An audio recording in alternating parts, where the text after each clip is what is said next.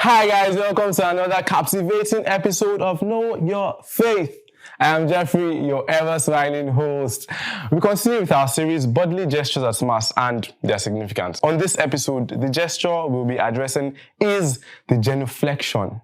Now, what does genuflect mean? The word genuflect is derived from the Latin word genuflectere, which is formed from the noun genu, meaning knee, and the verb flectere, meaning to bend. So to genuflect essentially means to bend the knee. Now, the custom of genuflecting to this blessed sacrament dates back to the 11th century.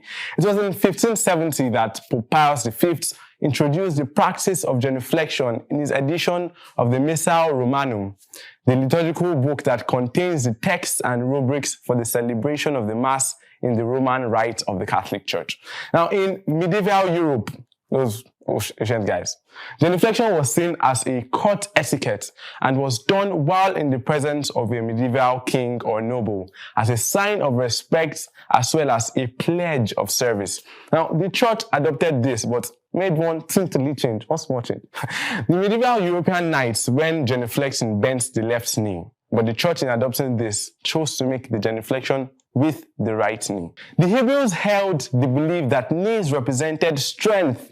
Therefore, when we bend our knees, it signifies submitting our strength to the living God, an acknowledgement that everything we possess is bestowed upon us by Him. Genuflection, as earlier stated, aims at showing respect and reverence to the Blessed Sacrament by facing the tabernacle and bending our right knee to the ground. It is a way to fulfill what the Lord tells us in Isaiah chapter 45 verse 23, which is repeated in St. Paul's letter to the Romans chapter 14 verse 11 and echoed in Philippians chapter 2 verse 10. To me, every knee shall bend. See how important genuflection is. 3 Bible verses speaking about it. Now, here are 3 significances of genuflecting. 1, it's a posture of humility. In genuflecting, when we bend the knee toward the tabernacle, where the consecrated host Jesus is, we're basically telling Christ, you're God, I'm not. You're the Lord, and I'm your servant. I'm not worthy to stand before you. That's basically what we're saying when we genuflect. 2, it's a posture of action.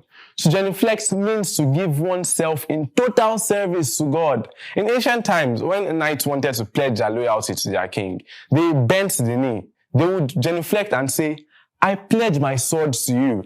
Now, it's the same thing for us. Whenever we bend that knee, whenever we genuflect, we're saying, Lord, you have my life. I'm going to be a light in the darkness. I'm going to fight for your kingdom and mission until death. 3, it's a posture of love. In our culture, when we see a man bending a knee in front of a woman, what comes to your mind? Marriage and love, right? Yeah. So, well, that's the same thing we do. When we genuflect, we are saying, Jesus, I love you. Would you let me love you with my whole life till death do us part? Because that's what I want. Now, when are we supposed to genuflect? We genuflect on entering and leaving the church, and also when we enter or leave our pews. However, there is no need to genuflect when leaving our pew to receive communion.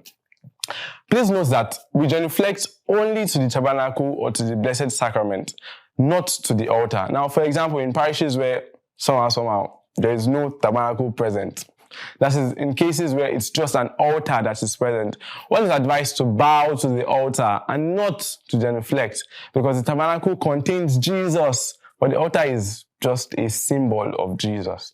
Now, so key things to take from this video. 1, to genuflect means to bend the knee. 2, as Catholics, we genuflect on the right knee in opposition to the medieval European officers who genuflect on the left knee. 3, it's a simple way of fulfilling Philippians chapter 2 verse 10, where God tells us, to me, every knee shall bend. Lastly, when someone asks you the significance of genuflection, teach them.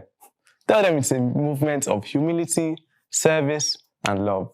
Alright guys, that's all on this episode. See you next time. Stay bold, stay Catholic.